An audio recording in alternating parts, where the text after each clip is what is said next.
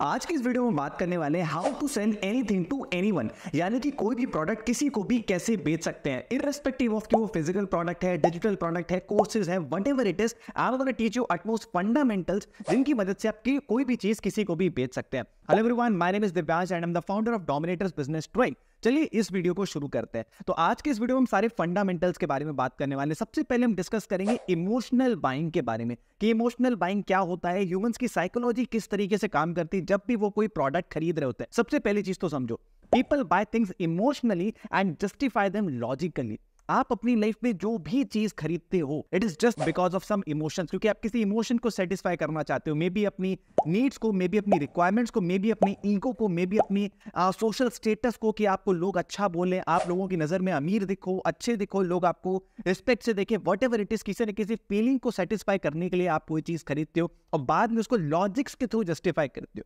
Let me ask you, अगर आपके पास में आईफोन है तो आपने वो आईफोन क्यों खरीदा था?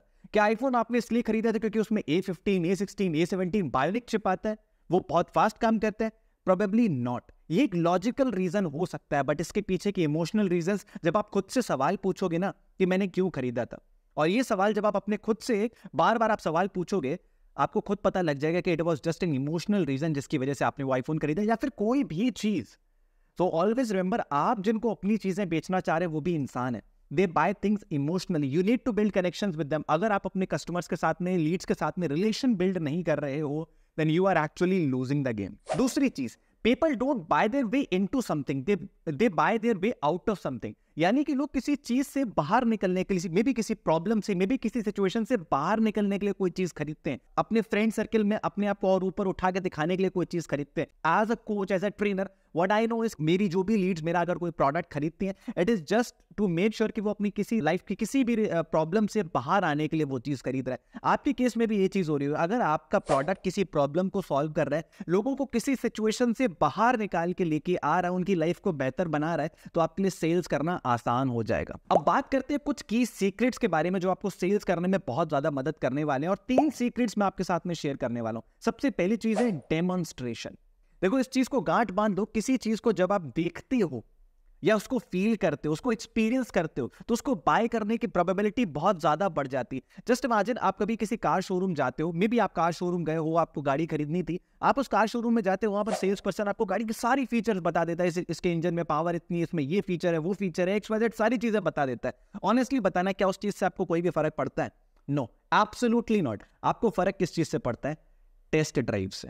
And what does test drive mean?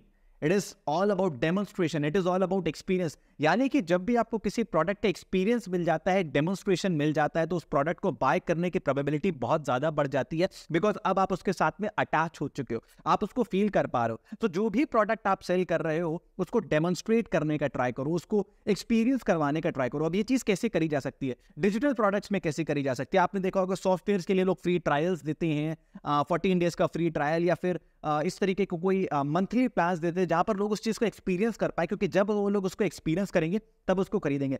As a coach, जब मैं अपने हाई टिकट प्रोग्राम्स किसी को भी सेल कर रहा हूं, वी मेक डेमोन्स्ट्रेशंस। हम उनकी पूरी फनल को इवैल्यूएट करते हैं, उनको नंबर्स दिखाते हैं, उनको बताते हैं कि अगर ये चीज चेंज होगी तो यहाँ पर ये नंबर्स बढ़ जाएंगे, और like it is a kind of demonstration. जब आप उनको एक एक्सेल शीट पर या फिर आप उनको एक नोट पैड पर डेमोन्स्ट्रेट करके दिखा रहे हो कि अगर आपके फनल में हमने यही से ये चेंज कर दिया, ये यहाँ पर बम्प ऑफर लगा दिया, OTO लगा दिया, तो आपके रेवेन्यू किस तरीके से बढ़ सकता है, कितने परसेंटेज का चेंज आ सकता है। It is all a demonstration, not just explaining the features कि हम आपकी फनल चेंज कर देंगे, हम आपके लिए एड्स लगा देंगे। It is not about that, it is all about demonstration. अगर आप डेमोन्स्ट्रेट कर पा रहे हो तो लोगों के बाय करने की प्रोबेबिलिटी बढ़ जाती है। किसी ने कहा है कि hearing something 1000 time is not as convincing as seeing it once. यानी कि अगर आप किसी चीज को एक बार देख लेते हो तो वो 1000 बार उस चीज के बारे में सुनने से कहीं ज्यादा बेटर है। तो मेक श्योर आप अपने प्रोडक्ट का डेमोन्स्ट्रेशन लोगों को दे पा रहे हो। दूसरी चीज, offer. Whenever you are selling something, your offer should be rock solid. और एक ऑफर को रॉक सॉलिड बनाने के लिए आप क्या क्या चीजें कर सकते हो? सबसे पहले तो you need to make sure कि आपका ऑफर एक स्पेसिफिक ऑडियंस को टारगेट कर रहा है। When your offer is talking to a specific audience, तो रिलेटेबिलिटी बहुत ज्यादा बढ़ जाती है, और जब ये रिलेटेबिलिटी बढ़ जाती है तो ऑटोमेटिकली ऑफर की सेल होने की चांसेस बढ़ जाती है, क्योंकि रिलेटेबिलिटी यानी कि ह्यूमन टू ह्यूमन कनेक्शन आपका बन रहा है, रिलेशनशिप आप बना पा रहे हो, और अल्टीमेटली यही तो हमारा गोल था। वीडियो की शुरुआत से हम इसी चीज के बारे में तो बात कर रहे हैं। दूसरी चीज, make sure your offer is talking about some assured results.